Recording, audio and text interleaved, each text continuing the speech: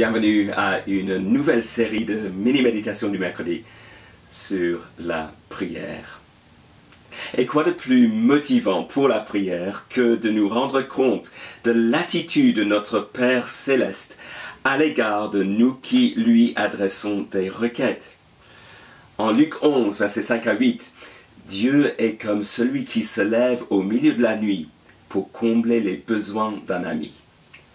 Selon la plupart des traductions du verset 8, l'ami est insistant dans sa demande.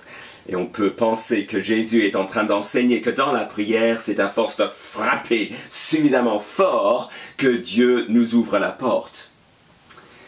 Pour ma part, je suis convaincu par une autre interprétation reflétée dans la Bible du Semeur. Je vous assure que même s'il ne se lève pas pour lui donner ses pains par amitié pour lui, il se lèvera pour ne pas manquer à l'honneur et il lui donnera tout ce dont il a besoin. L'homme qui est à l'intérieur de sa maison agit non pas en raison de l'amitié, mais en raison de son désir d'être sans honte dans une culture qui valorise l'hospitalité.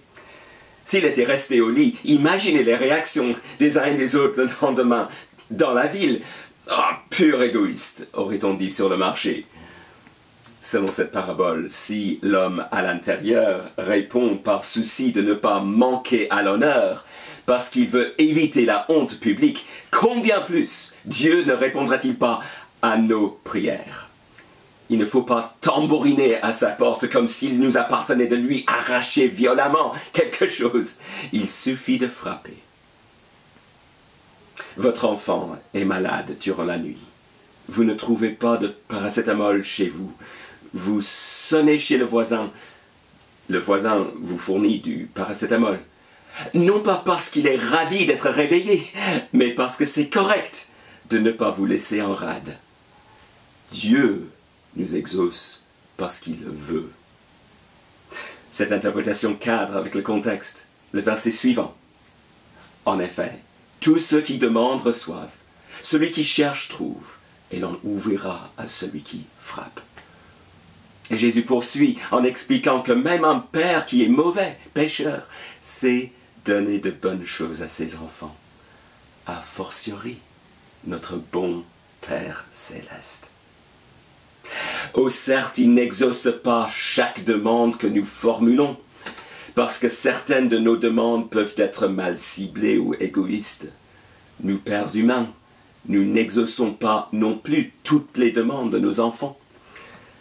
Ce sont les prières du Notre Père qui figurent dans le contexte immédiat qui précède cette parabole. Et Dieu ne nous exauce pas forcément tout de suite. Nous verrons la semaine prochaine que la persistance dans la prière est parfois nécessaire. Mais notre Père prend plaisir à exaucer les prières de ses enfants.